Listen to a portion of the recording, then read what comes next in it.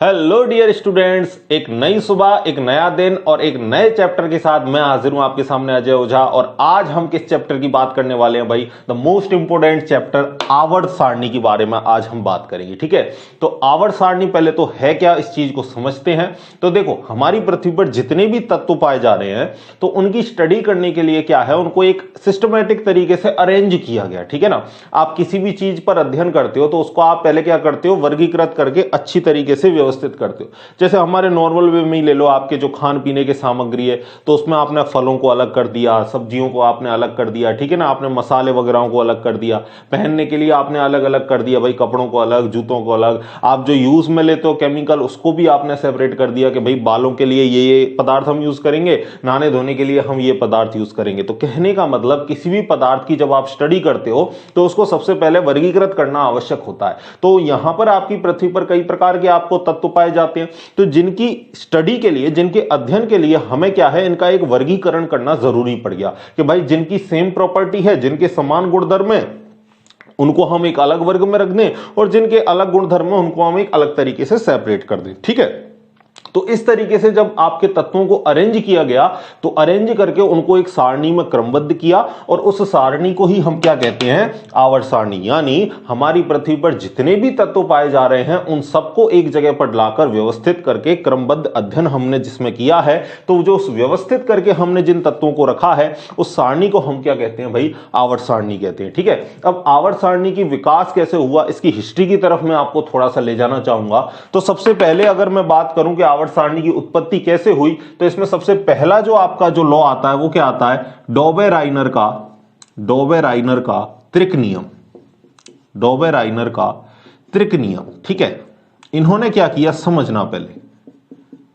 इन्होंने क्या किया, जिन तत्वों के समान गुणधर्म थे उन तत्वों के तीन तीन के जोड़े बनाए, उन तत्वों के क्या बनाए, तीन तीन के जोड़े बनाए, और जोड़े बनाकर उनको इस तरीके से रखा कि जो बीच वाला जो आपका तत्व था उसका जो परमाणु भार था वो बाकी तत्वों का क्या आ रहा था, औसत आ रहा था। ठीक है, दोबारा सुनो, दोबारा मैं क्या कह रहा हूं कि जो डॉबे-राइनर का त्रिक नियम था उसमें इन्होंने क्या किया, जो समान गुणधर्म थे जिन तत्वों के उनको एक जगह पर रखा, तीन तीन का उनका जोड़ा बनाया, और जो बीच वाला तत्व था उसका जो परमाणु भार था वो क्या आ रहा था, इन दोनों का औसत आ रहा था। जैसे फॉर एग्जाम्पल अगर मैं आपको एक त्रिक का यहां पर एग्जाम्पल दूं तो देखो, एग्जाम्पल देखते हैं, लिथियम, सोडियम और आपका पोटेशियम। लिथियम का एटॉमिक मास होता है 7, पोटेशियम का एटॉमिक मास होता है 39। ठीक है, तो बीच वाले का कितना आएगा, कोने के जो भी हैं आपके तत्व इनका क्या निकाल लो, औसत निकाल लो। इनका औसत निकाल लिया हमने, 9 को जोड़ो भाई 6 और 1 आपका आया 46/2, तो आंसर कितना आएगा 23। यानी बीच वाले तत्व का जो परमाणु भार होगा वो कितना होगा, 23 होगा। ठीक है, तो इन्होंने क्या किया, समान गुणधर्म वाले तीन तत्वों का एक त्रिक बनाया, एक जोड़ा बनाया।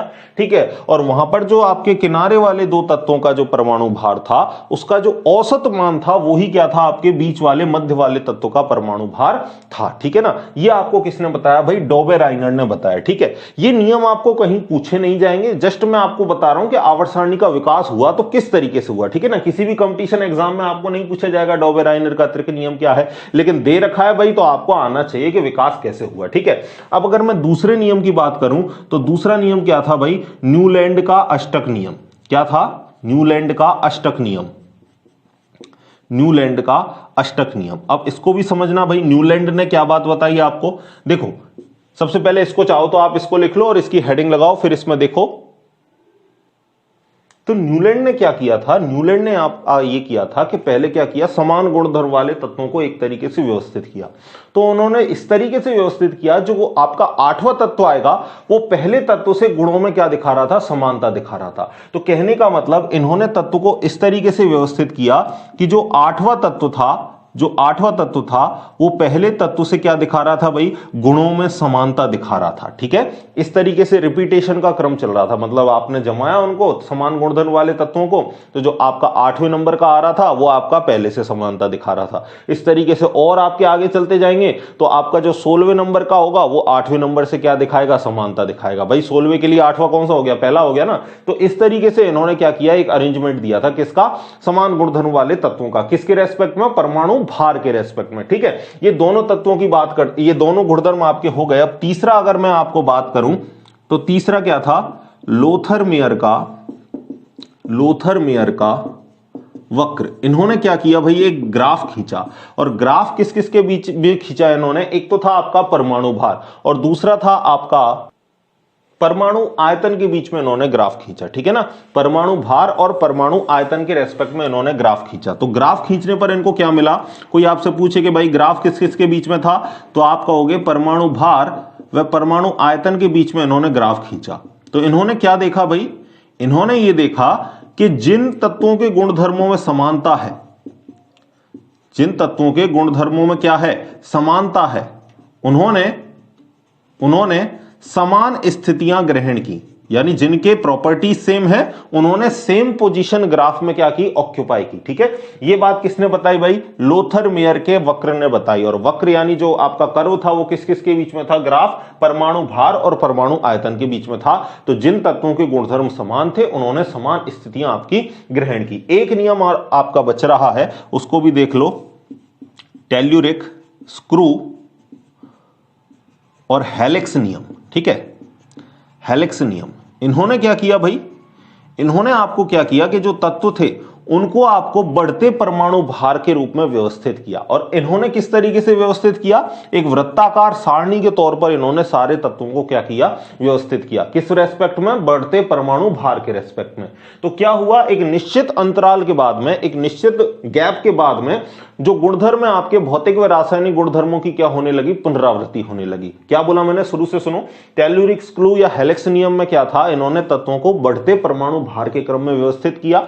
तो निश्चित अंतराल के बाद, एक निश्चित गैप के बाद तत्वों के जो भौतिक व रासायनिक गुण थे उनमें क्या आने लगी भाई, पुनरावृत्ति होने लगी, ठीक है ना। यानी आपको बार बार वही नेचर के दोबारा से आपको जो आपके तत्व हैं वो आपको मिलने लगे, यानी सेम नेचर की प्रॉपर्टी आपको रिपीट होने लगी, ठीक है। तो ये चार नियम थे आपके किसके भाई, उत्पत्ति के। अगर मैं विकास की बात करूं, आवर्त सारणी के विकास की, तो आप याद रखोगे कि विकास के संबंध में कितने आपके नियम थे, चार नियम थे। पहला नियम कौन सा था, डॉबेराइनर का त्रिक नियम। त्रिक नियम में उन्होंने क्या बताया, तीन तत्वों का जोड़ा होगा, जो आपका बीच वाला तत्व होगा उसका जो परमाणु भार होगा वो साइड का क्या होगा, औसत मान होगा, ठीक है। न्यूलैंड का अष्टक नियम बता दिया, इस तरीके से व्यवस्थित किया कि आठवां तत्व पहले तत्व से समानता दिखा रहा था। तीसरी बात, लोथरमेयर ने वक्र खींचा, किस किस के बीच में, परमाणु भार और आयतन के बीच में। तो उन्होंने क्या देखा, समान गुणधर्म वाले जो तत्व थे उन्होंने समान स्थितियां ग्रहण की थी, ठीक है, किसमें, ग्राफ में, ठीक है।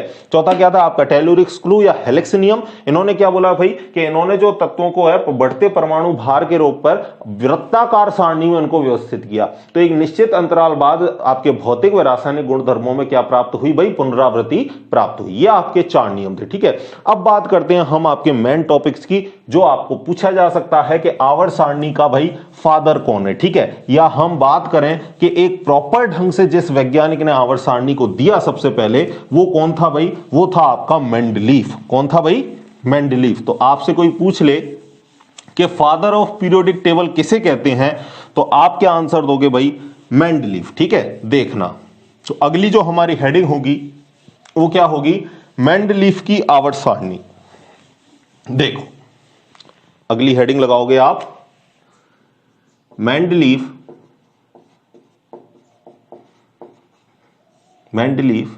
की आवर्त सारणी, ठीक है।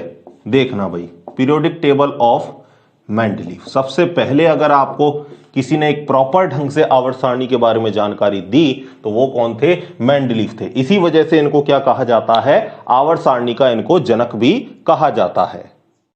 तो मेंडलीफ ने क्या किया भाई, जो तत्वों को व्यवस्थित किया वो किस रेस्पेक्ट में व्यवस्थित किया, परमाणु भार के रेस्पेक्ट में, ठीक है ना। तो क्या याद रखोगे, कोई आपसे पूछ ले कि मेंडलीफ ने आवर्त सारणी को किस रूप में व्यवस्थित किया, तो आप कहोगे परमाणु भार के हिसाब से उसने व्यवस्थित किया। यानी जिनका परमाणु भार कम उनको पहले रखा, जिनका परमाणु भार ज्यादा उनको कहां रखा, बाद में रखा। तो आप इसकी डेफिनेशन भी लिख सकते हो। इन्होंने क्या बोला, इन्होंने बोला तत्वों के भौतिक व रासायनिक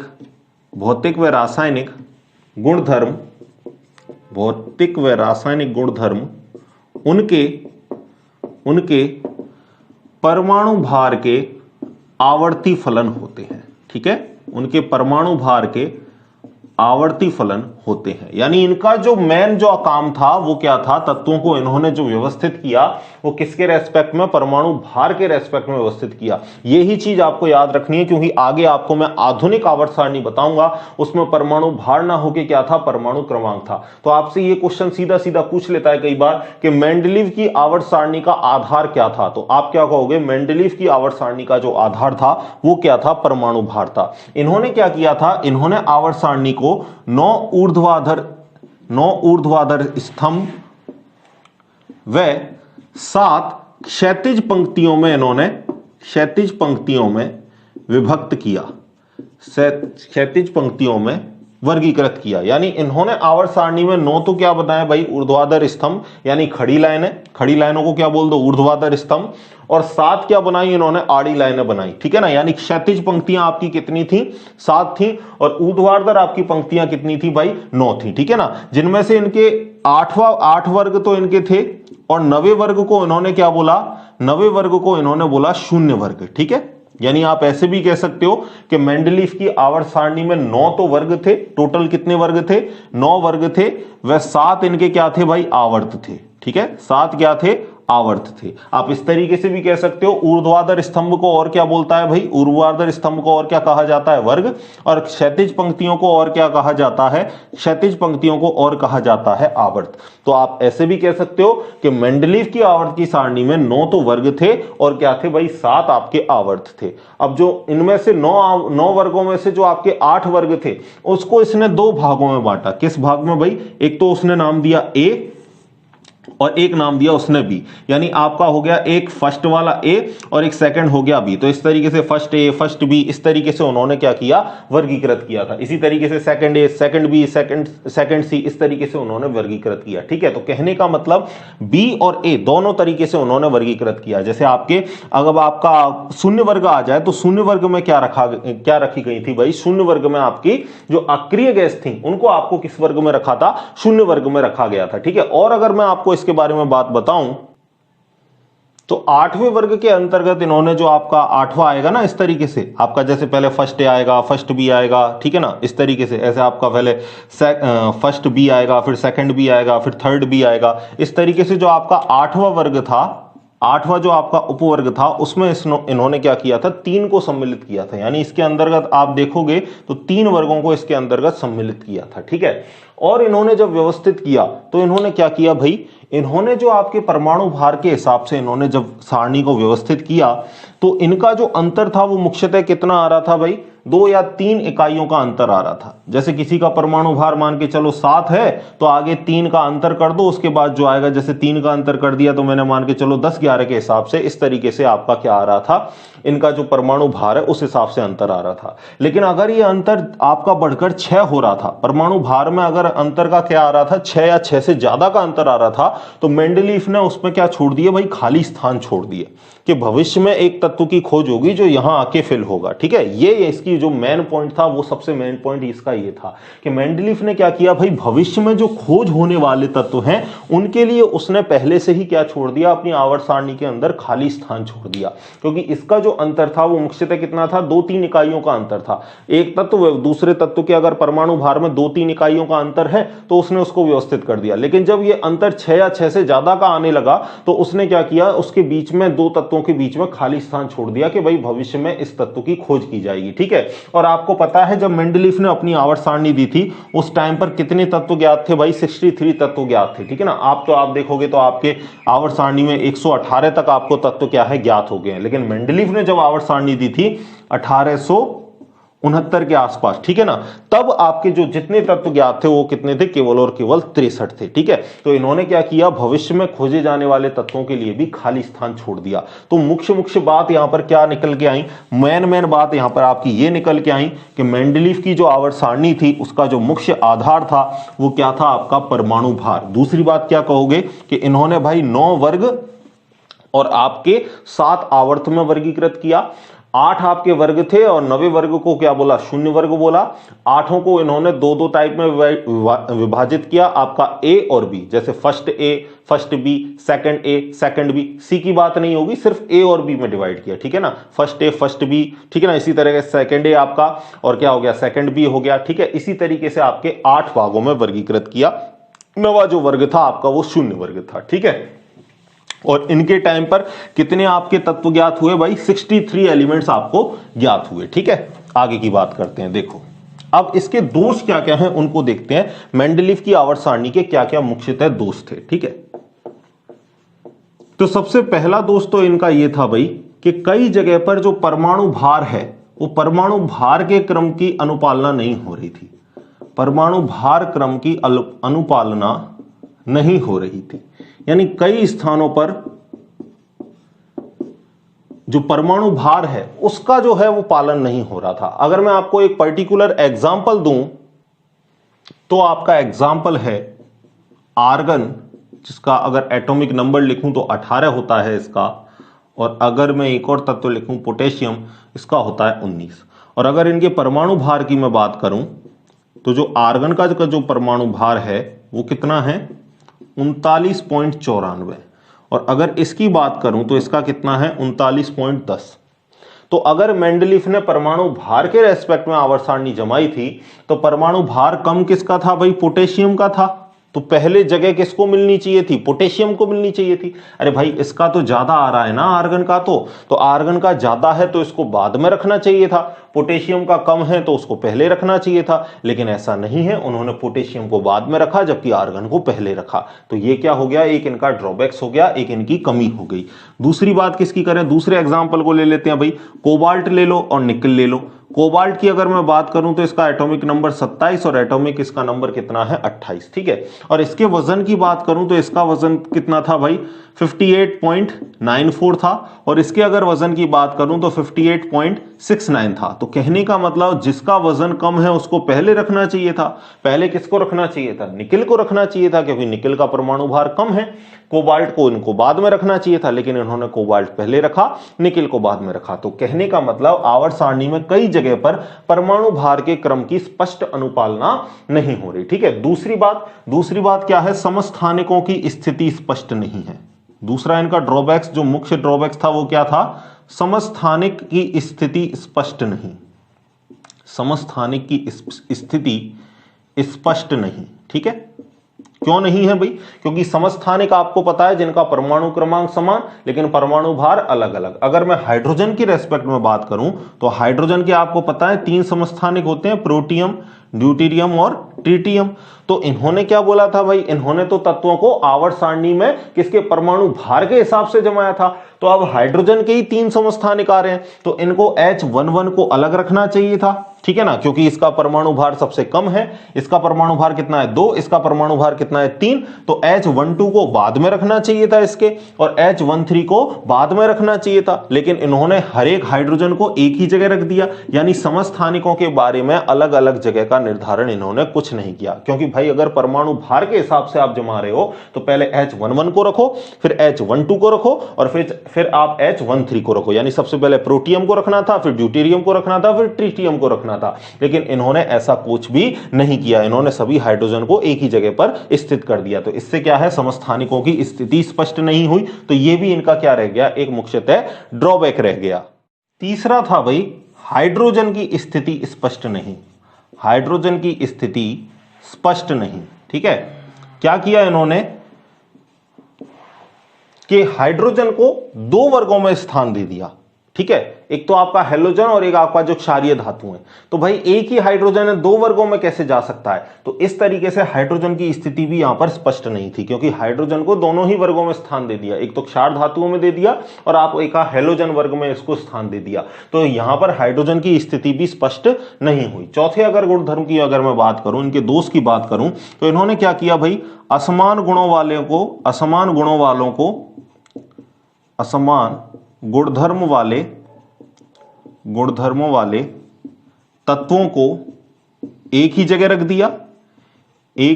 दिया, और आपके विपरीत गुणों वाले, यानी अगर मैं कहूं समान गुणों वालों को समान गुणों वालों को अलग अलग वर्ग में रख दिया, अलग अलग वर्गों में रख दिया। ठीक है, तो यहां पर क्या हो गया भाई, एक ये भी ड्रॉबैक्स आ गया भाई, असमान गुणधर्म वाले थे उनको तो अलग अलग रखना चाहिए था, लेकिन उनको एक ही जगह रख दिया, और जिनके समान गुणधर्म थे उनको क्या रख दिया, अलग अलग जगह रख दिया। जैसे अगर इनका एक एग्जांपल दूं तो गोल्ड और प्लेटिनम, ठीक है, गोल्ड और प्लेटिनम गुणों में काफी समानता दिखाते हैं, लेकिन इनको इसने अलग अलग वर्गों में रख दिया, लेकिन जबकि काफी सारे ऐसे तत्व थे जिनके गुणधर्म समान नहीं थे, फिर भी उनको एक ही जगह पर रख दिया। तो ये भी इसका एक क्या हो गया, ड्रॉबैक्स हो गया। ठीक है, ये सारी बातें लिख ली आपने, मिटा दूं भाई इनको, बस समझने के लिए ये बातें, आपको ऐसा कुछ लिखने का जरूरी नहीं है, क्योंकि लिखने में यहां पर जो बात थी वो इंपॉर्टेंट, वो एक ही थी। कौन सी बात थी भाई, कि जो परमाणु भार है उसके आधार पर आपके मेंडलीफ ने क्या किया था भाई, आवर्त सारणी को व्यवस्थित किया था। ये आपके ड्रॉबैक्स भी थोड़े से आपको माइंड में याद रखने हैं। ठीक है, देखो आगे की बात करते हैं।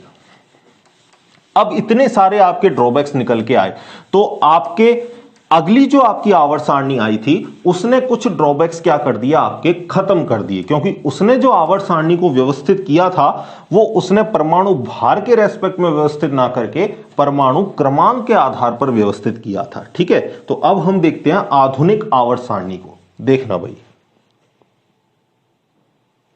देखो अगर एक ड्रॉबैक्स की मैं और बात करूं, एक ड्रॉबैक्स आपका और रह गया था। कौन सा ड्रॉबैक्स था भाई, नंबर 5वां हो गया कि एफ ब्लॉक्स के तत्वों को, एफ ब्लॉक के जो आपके तत्व थे उनको आवर्त सारणी में कोई विशेष स्थान नहीं दिया गया। यानी अगर आप आवर्त सारणी को देखोगे तो आवर्त सारणी में आपको दिखेगा साफ साफ एफ ब्लॉक के तत्व कहां रखे जाते हैं भाई, नीचे रखे जाते हैं। ठीक है ना, तो कहने का मतलब एफ ब्लॉक के तत्वों को आवर्त सारणी में कोई विशेष स्थान नहीं दिया गया। लेंथेनाइड तत्व और एक्टिनाइड तत्व जो एफ ब्लॉक का ही पार्ट है, एफ ब्लॉक में दो होते हैं आपके, कौन कौन से, एक तो 4f तत्व होते हैं 4f श्रेणी के, और एक 5f श्रेणी के होते हैं। 4f श्रेणी के तत्वों को हम क्या बोलते हैं, लेंथेनाइड, और 5f श्रेणी के तत्वों को हम क्या बोलते हैं, एक्टिनाइड। तो लेंथेनाइड और एक्टिनाइड तत्वों को भी आवर्त सारणी में कोई विशेष स्थान नहीं दिया गया, तो ये भी इसका एक क्या रह गया था, ड्रॉबैक्स रह गया था। अब कुछ ड्रॉबैक्स आपको खत्म करने के लिए अगली आवर्त सारणी आई और उसका नाम क्या था, आधुनिक आवर्त सारणी। ठीक है, देखना भाई, अब इसकी हेडिंग लगाता हूं मैं आपके लिए, आधुनिक आवर्त सारणी। वर्तमान में जो आवर्त सारणी प्रचलित है वो आपकी यही है। ठीक है, आधुनिक आवर्त सारणी। अब यहां पर बच्चे दो गलती करते हैं। क्वेश्चन आपको पूछा गया है भाई कंपटीशन एग्जाम में कि आधुनिक आवर्त सारणी का विकास किसने किया, और दूसरा क्वेश्चन है आधुनिक आवर्त सारणी का जो नियम है वो किसने दिया। ठीक है ना, दोनों को बच्चे एक ही समझ लेते हैं। तो मैं आपको बताऊं कि आधुनिक आवर्त का जो नियम है, आधुनिक आवर्त का जो नियम है वो किसने दिया, आधुनिक आवर्त का जो नियम है, जो law of modern periodic table है, वो किसने दिया भाई, हेनरी मोजले ने। किसने दिया, हेनरी मोजले ने। नियम क्या है अभी मैं आपको बता दूंगा, हेनरी मोजले ने दिया। लेकिन अगर आपसे पूछ ले कि आधुनिक आवर्त सारणी को विकसित किसने किया, या आधुनिक आवर्त सारणी का दीर्घ स्वरूप किसने दिया, आधुनिक आवर्त सारणी को विकसित किसने किया, या आपसे कैसे पूछ ले आधुनिक आवर्त सारणी का दीर्घ स्वरूप किसने दिया, कुल मिला के इसको बनाया किसने, इसको विकसित किसने किया, तो आप क्या कहोगे, नील्स बोर नामक वैज्ञानिक ने इसको विकसित किया। ठीक है, तो कहने का मतलब अगर पूछे आधुनिक आवर्त का नियम किसने दिया, तो नियम तो किसने दिया था, हेनरी मोजले। और आपको पूछ ले विकसित किसने की, बनाई किसने, तो विकसित की थी भाई किसने, बोर नामक वैज्ञानिक ने। नियम क्या था, देखो इन्होंने परमाणु, जो इन्होंने तत्वों को जमाया वो किसके आधार पर जमाया भाई, परमाणु क्रमांक के आधार पर। तो इसका जो नियम है वो क्या लिखेंगे अपन, तत्वों के भौतिक व रासायनिक गुणधर्म, भौतिक व रासायनिक गुणधर्म उनके परमाणु क्रमांक के आवर्ती फलन होते हैं। ठीक है, परमाणु क्रमांक के आवर्ती फलन होते हैं। तो मेन जो काम की बात है वो ये रही, आपसे यहीं पर गड़बड़ी हो सकती है। तो आप याद रखोगे आधुनिक आवर्त सारणी परमाणु क्रमांक के आधार पर दी गई, और मेंडलीफ ने जो आवर्त सारणी दी थी वो परमाणु भार के आधार पर दी थी। अब देखो परमाणु क्रमांक के आधार पर रखने से क्या क्या यहां पर प्रॉब्लम सॉल्व हो गई। पहली सबसे बड़ी प्रॉब्लम कौन सी सॉल्व हुई, आपको अलग से समस्थानिक की स्थिति नहीं देनी पड़ी। समस्थानिक की स्थिति आपको अलग से नहीं देनी पड़ी, यानी ये जो प्रॉब्लम थी वो आपकी सॉल्व हो गई। दूसरा, जो मेंडलीफ के जो परमाणु भार में जो अनिश्चितता आ रही थी, परमाणु भार के क्रम की जो अनुपालना नहीं हो रही थी, परमाणु भार के जो क्रम की अनुपालना नहीं हो रही थी, वो भी यहां पर खत्म हो गई। ये प्रॉब्लम भी सॉल्व हो गई। क्यों सॉल्व हो गई? क्योंकि अगर मैं समस्थानिक की बात करूं तो हाइड्रोजन में आपको पता है ये 3 समस्थानिक है, लेकिन हमने तो इनको परमाणु भार के आधार पर व्यवस्थित ही नहीं किया, हमने तो इनको परमाणु क्रमांक के आधार पर व्यवस्थित किया है, और तीनों का परमाणु क्रमांक तो एक ही है, यानी हाइड्रोजन को हम केवल एक जगह व्यवस्थित कर सकते हैं, क्योंकि हमने जो व्यवस्थित किया है उसका क्रम क्या है, उसका आधार क्या है, परमाणु क्रमांक, और तीनों समस्थानिकों का परमाणु क्रमांक एक ही है। तो कहने का मतलब समस्थानिकों को अलग अलग जगह देने की प्रॉब्लम ये हमारी खत्म हो गई। दूसरी बात, परमाणु भार के क्रम की जो अनुपालना नहीं हो रही थी, कहां पे नहीं हो रही थी? आर्गन में नहीं हो रही थी और पोटेशियम में नहीं हो रही थी। पोटेशियम का परमाणु क्रमांक, परमाणु भार आपका कम था तो इसको पहले रखना चाहिए था, आर्गन का परमाणु भार ज्यादा था तो इसको बाद में रखना चाहिए था। लेकिन जब हमने परमाणु क्रमांक के आधार पर व्यवस्थित किया तो हमको पता है परमाणु क्रमांक आर्गन का कितना था, 18 था, और परमाणु क्रमांक अगर पोटेशियम की बात करें तो कितना था, 19 था। तो यहां पर यह प्रॉब्लम भी सॉल्व हो गई। भाई जिसका परमाणु क्रमांक कम है उसको पहले रखेंगे, तो पहले हमने आर्गन को रख दिया, जिसका परमाणु क्रमांक ज्यादा है उसको बाद में रखेंगे, तो बाद में हमने किसको रख दिया, पोटेशियम को रख दिया। तो यहां पर हमारी ये वाली प्रॉब्लम भी सॉल्व हो गई। तो मेन जो बातें हैं वो ये दो बात हैं भाई, इसको आप खासकर याद रखोगे, और ये याद रखोगे कि जो आधुनिक आवर्त सारणी है उसका जो आधार है वो क्या है, परमाणु क्रमांक। ठीक है, लिख लो भाई इन बातों को। आगे चलें, देखो अब इसकी कमी क्या रहेगी। कमी तो सिंपल वही है जो आपकी इनके अलावा जो मैंने आपको मेंडलीफ की आवर्त सारणी में बताई, वो ही कमी आपकी यहां पे भी बरकरार है। कौन कौन सी? कि हाइड्रोजन की स्थिति स्पष्ट नहीं है।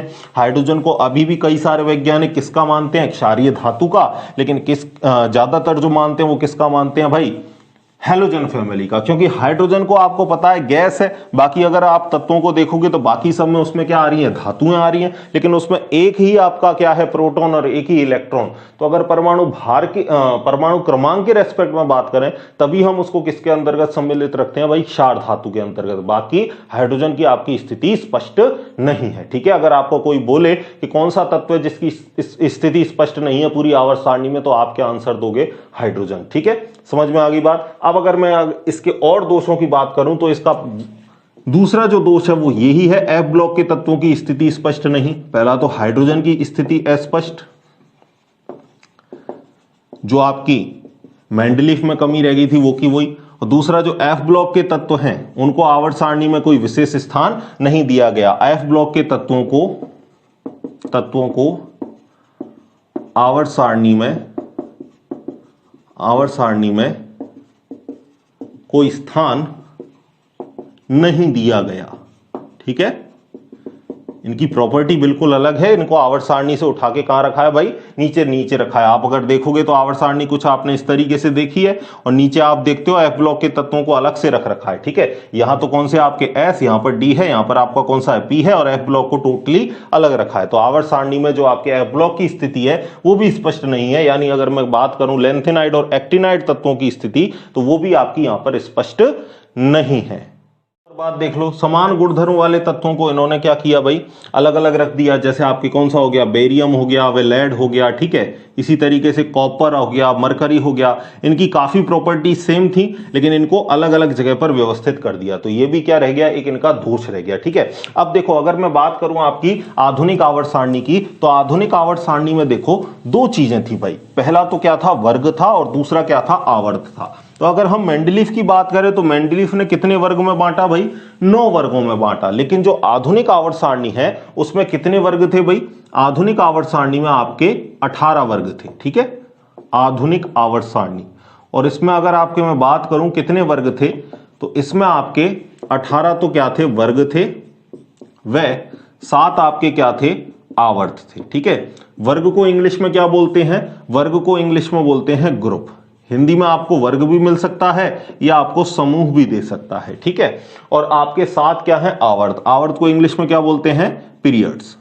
ठीक है, समझ गए। आवर्त का मतलब आपके आड़ी लाइनें होंगी और 18 आपकी क्या होंगी भाई, खड़ी लाइनें होंगी इस तरीके से, ठीक है। यानी जो आपके सीधी ऊर्ध्वाधर स्तंभ में आएंगे उनको आप वर्ग कहोगे, और जो आपके क्षैतिज रूप में आएंगे आप उनको क्या कहोगे, आवर्त कहोगे, ठीक है। अब आवर्त सारणी किस तरीके से होती है, कैसी ट्रिक है आवर्त सारणी की, किस तरीके से हम आवर्त सारणी को याद करेंगे, पहले वर्ग का क्या नाम है, दूसरे वर्ग का क्या नाम है, संक्रमण तत्व क्या है, आंतरिक संक्रमण तत्व क्या है, प्रतिनिधि तत्व किसे कहते हैं, इन सारी बातों की चर्चा मैं करने वाला हूं अगले लेक्चर में। तो बस इसी तरह लेक्चर को देखते रहिए, मिलते हैं नेक्स्ट लेक्चर में, तब तक पढ़ते रहिए, खुश रहिए, धन्यवाद।